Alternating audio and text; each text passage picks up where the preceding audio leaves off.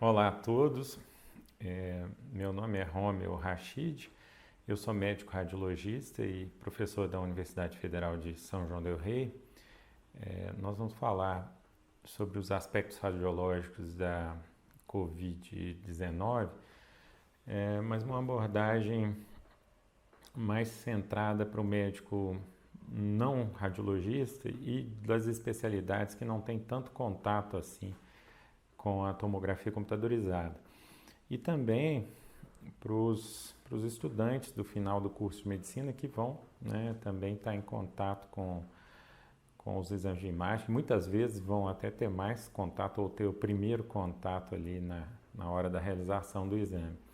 Então, nós precisamos retornar um pouquinho, retroceder um pouquinho para facilitar um pouco a reconhecer as lesões. As lesões são, na tomografia, até bastante características, de forma que o médico que estiver habituado a ver essas imagens, principalmente no contexto clínico, não vai ter nenhuma dificuldade em reconhecer. E eu estou deixando também na descrição a bibliografia. A gente já tem, graças a Deus, vários artigos, esses artigos estão abertos. E aí a gente pode aprofundar mais. Voltando no ponto aqui de retroceder um pouco, então a aparência normal da tomografia computadorizada, dos pulmões, né, na tomografia computadorizada, é importante a gente relembrar para não gerar confusão com as alterações, algumas das alterações, né, na Covid-19. O ar aqui dentro da traqueia e dentro dos brônquios é ligeiramente mais hipodenso, ligeiramente mais escuro que o restante dos pulmões. Os pulmões então têm esse tom, né, uma tonalidade de cinza, um pulmão normal, tá, ligeiramente maior do que o local que tem exclusivamente ar, né, como brônquio, né, aqui um brônquio corte transversal, um brônquio corte longitudinal, tá, traqueias, etc. Os vasos também, os vasos pulmonares, eles têm esse aspecto ramificando, né? De forma que eles vão sempre reduzindo de calibre e nesse 2 ou 3 milímetros aqui mais periférico, próximo à pleura, os vasos pulmonares praticamente não são vistos ou geralmente não são vistos. A cissura horizontal, tanto a esquerda como a direita, elas são vistas como essas linhas regulares, né, e finas, né. E na radiografia de tórax, a aparência da radiografia normal também com esse mesmo tom, essa mesma tonalidade de cinza e com aquele mesmo aspecto dos vasos mais calibrosos na periferia, reduzindo de calibre e ramificando conforme vão chegando para a periferia, de forma que a periferia não tem vaso visível, assim, 1 centímetro mais próximo aqui da periferia, né? Então tá aí a radiografia de tórax normal. A razão então dessa baixa densidade pulmonar nos exames de imagem, né, na tomografia, é porque o tecido pulmonar, na sua maior parte, é um tecido bastante frouxo, né, com alvéolos e então com grandes áreas aeradas, né, de forma que a densidade é bastante baixa, parece um cinza bem escuro. As alterações histológicas, então, inflamatórias, seja alveolar ou intersticiais, acabam mudando essa proporção de ar e tecido e alterando a densidade na tomografia. Aqui, por exemplo, no caso, o pulmão normal, aerado, com a estrutura normal dele, né? E aqui uma área de pneumonia, né? Que os alvéolos foram substituídos, né? Por material de exudato, células, né? E isso é expresso então na tomografia como que essa é uma alteração típica de consolidação. Então, é uma área de densidade pulmonar bastante aumentada, né? E que você vê apenas uma ou outra estrutura que estiver aerada, um ou outro brônquio, que são os broncogramas aéreos, mas ela, é, ela tem uma densidade maior, de forma que você deixa de ver os vasos, deixa de ver o intertício, fica tudo opaco. Essa então é a consolidação, é uma das lesões que nós vamos ver no Covid-19. As outras lesões que nós vamos ver, aqui tá bem tranquilo da gente ver. Essa área aqui, então, é uma área de pulmão normal, ok? Que eu vejo a densidade pulmonar normal, os vasos lá dentro ramificando. E essa área toda aqui é uma área de consolidação, uma área grande de consolidação, onde a gente vê um ou outro brônquio aerado lá, tá? E a área que não, essa área tem uma densidade intermediária, não tão densa como a consolidação, mas também não como o pulmão normal. Essa área é a área de atenuação em vidro fosco, de opacidade de vidro fosco, que é a principal alteração visível na Covid-19. Tá? A vidro fosco, então, a área de alteração em vidro fosco, ela é caracterizada como uma opacidade, então, né, intermediária, tá?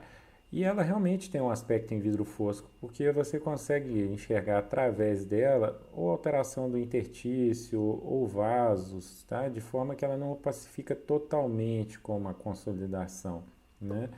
E a outra alteração comum na Covid-19 é a alteração intersticial. Então, essa área aqui é uma área de pulmão um pouco mais normal, um pouco mais preservada, e que você vê os vasos ramificando, tá, com um aspecto relativamente normal. Agora, nessa área, essa região toda aqui, o que a gente vê? Na verdade, isso é um espessamento do intertício, tá? Esse padrão assim, poligonal, esse padrão de formas assim poligonais, um pouco irregulares, fazendo essa trama, né? Esse é o intertício, são septos interlobulares espessados, certo? Então esse é um padrão intersticial que nós vamos ver também na Covid-19. Então, os achados comuns, então o que predomina? 100% dos casos, isso aqui são relatos de casos agora da China, então predomina muito são as opacidades em vidro fosco.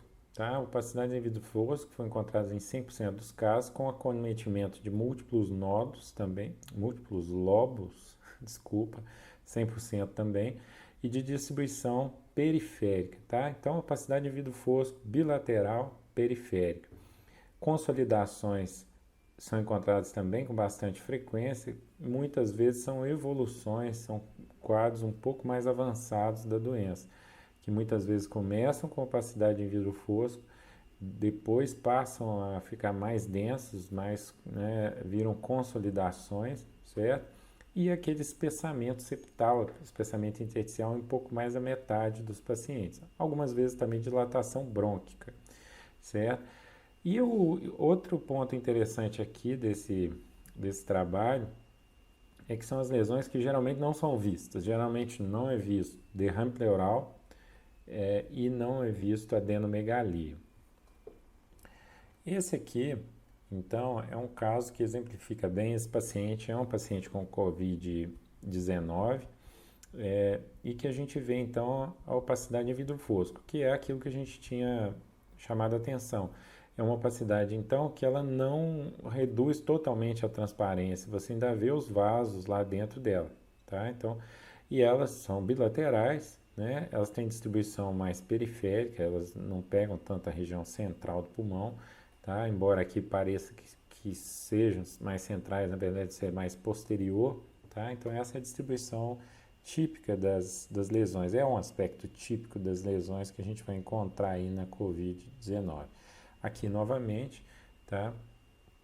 Também esse padrão mais periférico de vidro fosco, tá? Em algumas áreas agora já aparentemente com consolidações, mas ainda muitas áreas de predomínio de vidro fosco. Mais uma vez, para ficar bem sedimentado, a opacidade em vidro fosco, aquela transparência característica dela. Agora, vidro fosco associado ao espessamento do interstício, essas traves, essas imagens poligonais aqui, são os septos interlobulares espessados, então é um padrão em mosaico que a gente chama, e aqui já evoluiu para consolidação, então você já preenche o espaço aéreo e um brônquio ou outro formando broncograma aéreo.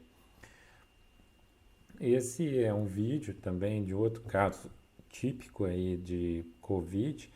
Reparem que na periferia dos pulmões aqui já começa vidro fosco, tá? Principalmente periféricos, né? Aqui novamente lesões de vidro fosco, tá? Começam a predominar mais aqui nas bases, então é um aspecto bem típico, tá? Periférico, bilateral e opacificação em vidro fosco. O vidro fosco, então, não é exclusivo da COVID, né? Várias patologias cursam com atenuação em vidro fosco, né? Pneumocistose, sarcoidose, né? Proteinose alveolar, múltiplas doenças. Nesse contexto clínico atual, né, pandêmico, nós vamos ter dificuldades, né, em associar aquelas lesões típicas, né, com a clínica, não vamos ter muita dúvida. Mas é bom que a gente saiba que essas outras lesões, outras causas de atenuação em vidro fosco, elas vão ter distribuições diferentes, vão estar associadas a outras lesões diferentes, né? Como aqui, por exemplo, na insuficiência cardíaca, né? Que é uma distribuição mais difusa, né? E com mais septos, né, espessados, né, e a distribuição dela também é mais pressão dependente, né, seria mais perilar e algumas vezes nas bases, outras vezes você consegue diferenciar também por achados associados que além das alterações pulmonares aqui tem derrame pleural, tem uma cardiomegalia, né, na pneumocistose, por exemplo, também a distribuição é diferente, principalmente aqui no lobo superior direito, né? Então, essas lesões acabam sendo, essas outras causas de lesões de vidro fosco acabam sendo diferentes daquelas, né? A sarcoidose, por exemplo, você tem também alterações de vidro fosco, mas com espessamento muito irregular dos septos, que na verdade são por conta de granulomas, né? No interstício do pulmão. Bom, então esse caso clínico aqui é de um paciente masculino de 50 anos com febre de dispneia, foi um caso clínico na China, né, disponibilizado aqui. Mostra então aquele padrão típico, né? Algumas opacidades em vidro fosco, essa aqui nem tão periférica, mas essa aqui bem periférica, tá? Outras opacidades, tá? Áreas bem típicas de atenuação em vidro fosco, essa aqui com um pouco de espessamento septal, talvez, tá? Todas, né, são várias opacidades, elas são bilaterais, e elas são bastante periféricas e bem mais numerosas, nesse caso aqui, na base pulmonar, né? Um padrão realmente bem típico. Esse outro caso aqui,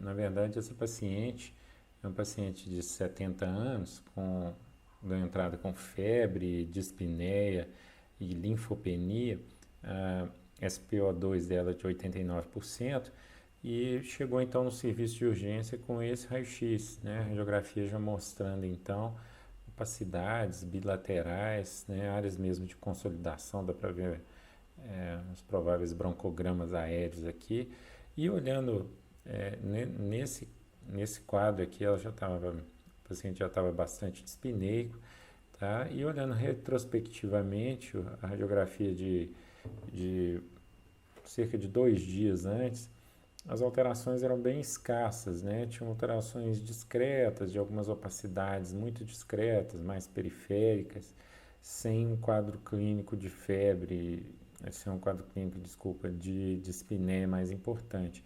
Então a evolução relativamente rápida para esse quadro mais grave, né? Ainda não havia sido necessária a intubação do paciente nessa fase. Então, eu deixei na descrição também os links que eu aconselho tem alguns sites como esse aqui do Johns Hopkins, mostrando o número de casos, distribuição de casos, é bastante interessante para a gente manter atualizados, eles são atualizados com muita frequência, e esses links estão na descrição. Tem